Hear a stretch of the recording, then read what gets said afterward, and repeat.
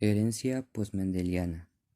La herencia postmendeliana comprende todas las ideas y o trabajos que surgieron después de los estudios publicados por el naturalista religioso Gregorio Mendel en 1865 y que explican fenómenos o comportamientos genéticos diferentes a los descritos por este.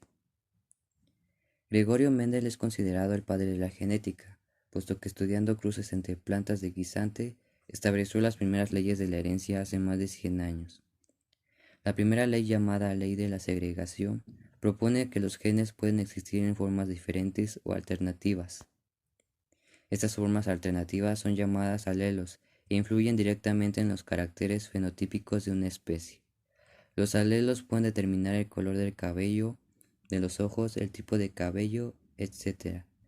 En su primera ley, Mendel propuso que cada rasgo fenotípico transmitido de los padres a sus hijos está controlado por dos alelos, cada uno proveniente de un progenitor, uno de la madre y otro del padre.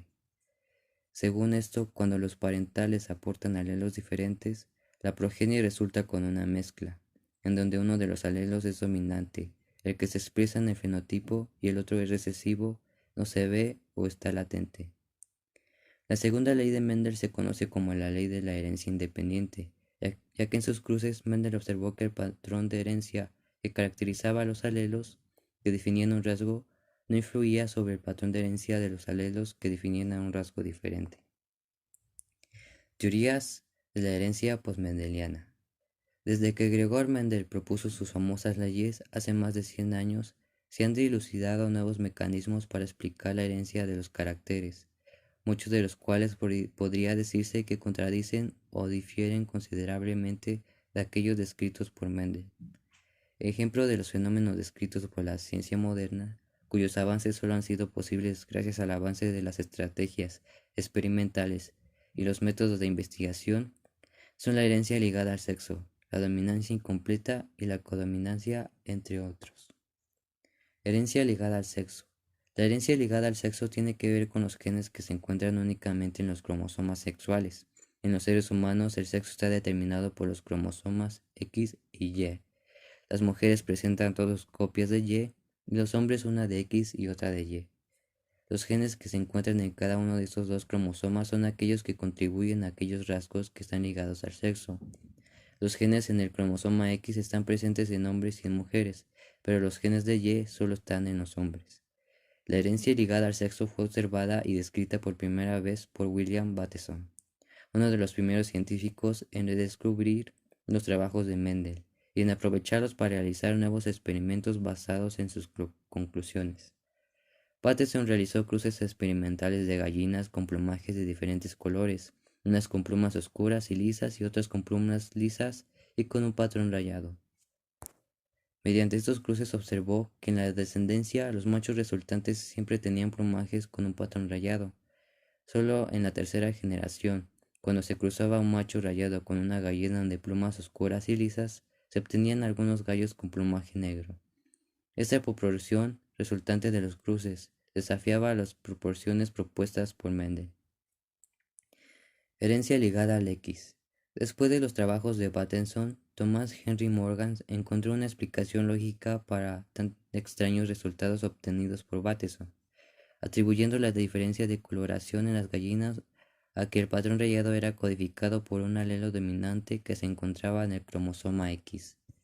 En las gallinas, al contrario que en el ser humano, el sexo heterogamético XY corresponde a las hembras. Entre tanto, el sexo homogamético corresponde a los machos XX. El alelo estudiado por Bateson y Morgan entonces era expresado por todos aquellos machos con plumaje rayado, pero cuando un macho heredaba dos cromosomas X con el alelo correspondiente a la coloración negra, entonces aparecían machos de plumaje oscuro y sin patrón rayado. Mendel hizo una aportación impresionante a la ciencia de la genética. La aportación que hizo a esta ciencia fue tan impresionante que la genética moderna se basa en las investigaciones que realizó con plantas de guisante que cultivaba en el jardín del monasterio donde vivía. Antes de Mendel, las características que los seres vivos heredan se consideraban el resultado de una mezcla de las características de sus padres y nadie le había atinado a explicar la manera en que se produce esta mezcla. Mendel fue el primero en concluir que los caracteres de los progenitores son heredados por los descendientes según unas leyes comprensibles. Descubrió estas leyes y en 1866 publicó sus resultados. Sin embargo, los artículos que publicó permanecieron en la sombra hasta el año 1900, que fueron redescubiertos por 3 investigadores que trabajaban en el tema de la herencia. La primera ley o principio de la uniformidad de los híbridos establece que cuando se cruzan dos individuos de raza pura, la primera generación filial será igual entre ellos y además sobresaldrá el rasgo fenotípico de uno de los progenitores.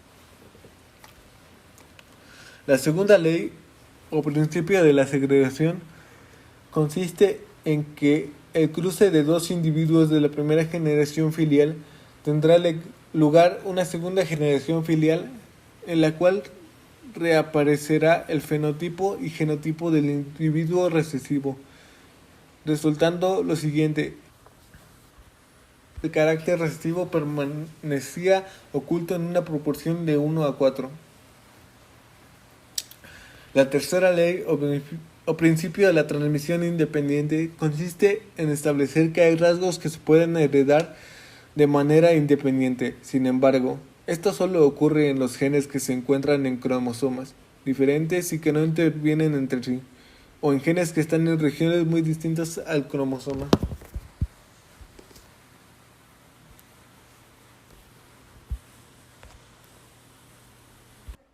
Hola, mi nombre es Alan Reyes Gutiérrez y yo les voy a hablar acerca de la dominancia incompleta. Bueno, la dominancia incompleta es cuando el fenotipo que se observa en la descendencia que resulta del cruce de dos individuos homocigotos, que quiere decir de un dominante y otro recesivo, es un fenotipo intermedio entre el dominante y el recesivo. Tiene que ver con la incapacidad del alelo dominante de enmascarar por completo la expresión del alelo recesivo, razón por la cual el fenotipo resultante corresponde a una mezcla de los rasgos codificados por ambos alelos, muchas veces descrito como un fenotipo diluido del dominante.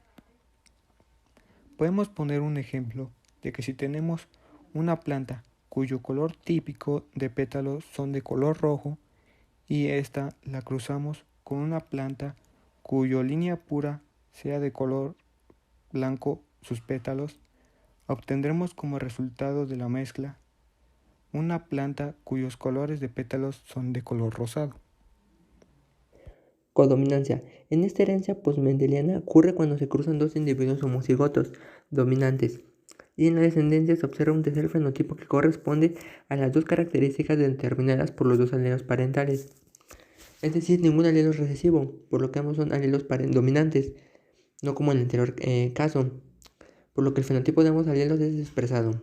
Un ejemplo es que en la cruza de vacas y toros, donde la vaca está representada con información alélica de B mayúscula y B mayúscula, y en el caso del toro negro con información alélica de N mayúscula y N mayúscula, pues se ve que en la primera generación filial es codominante. Ambos caracteres se manifiestan, tanto el color negro y el blanco. Por lo tanto, la información alélica de esta generación es de N mayúscula con B mayúscula. Y aunque esta herencia se suele confundir con la anterior, hay que destacar que en la dominancia incompleta se mezclan los caracteres, mientras que en esta aparecen o existen las dos características de ambos progenitores. Mi nombre es Arcos Carrillo Felipe de Jesús y yo les explicaré a continuación los alelos múltiples. ¿Qué son los alelos múltiples? Estos son diferentes variaciones que pueden albergar en un gen determinado. Todos los genes tienen dos alelos diferentes que estos definen los rasgos genéticos de todos los organismos vivos, así como su color de pelo en los conejos, como en los humanos el tipo de sangre, etc. La única diferencia real respecto a los genes con alelos múltiples y a los genes que existen solo en dos formas alternativas es que los primeros es posible que se pueda conseguir una gran variedad de genotipos y de fenotipos muy superior a la de un rasgo particular. En el patrón hereditario de las leyes de Mendel se presentan dos fenotipos, en el de dominancia incompleta o el de herencia intermedia. En los alelos múltiples se manifiestan más de 3 fenotipos, dependiendo del número de alelos presentes en la población. De acuerdo a todo esto, con el patrón hereditario de las leyes de Mendel, cada característica hereditaria es regulada por 2 alelos, en el mayor de los casos. Los alelos múltiples gobiernan la manifestación de los grupos sanguíneos en los humanos. Como antes mencionado, ya que los alelos definen los rasgos genéticos de los organismos vivos, estos gobiernan en la manifestación de los grupos sanguíneos de los humanos, representan nuestro grupo sanguíneo. Los grupos sanguíneos de los humanos se determinan por la presencia o ausencia de ciertas moléculas en la superficie de estos dentro de la membrana de los glóbulos rojos. Es necesario determinar el grupo sanguíneo de una persona antes de dar una transfusión de sangre. Esto debido a que hay de hecho, los tipos sanguíneos incompatibles provocan aglutinación de los antígenos y anticuerpos, obviamente ya de esto causando la muerte. Una de las ramas de la genética encargada del estudio de los genes con los alelos múltiples es la conocida genética poblacional, la que solamente depende de 2 alelos múltiples, muy útil para el análisis de la composición genética de las especies, ya bien sean animales, plantas o microorganismos. Espero que esto les haya servido un poco para el estudio de los alelos múltiples y sería todo. La transferencia genética horizontal es un fenómeno de intercambio genético no ligado a la reproducción, en el que el material genético se transfiere entre organismos sin relación de descendencia. Se describió por primera vez en 1951 en la bacteria causante de la difteria, y desde entonces se han descrito distintos mecanismos por los que ocurre, como la conjugación, un mecanismo en el que la información genética es transportada a través de una estructura específica, el pilus. La transducción, en el que el virus transporta genes desde un organismo a otro, donde una sección del DNA sale de bacteria célula y entra en otros a través de la pared celular que se integrará en la propia DNA de las nuevas bacterias. Y la transformación, donde la DNA se transfiere a partir de las bacterias la una a la otra, vía un bacteriófago, un virus que afecta a bacterias.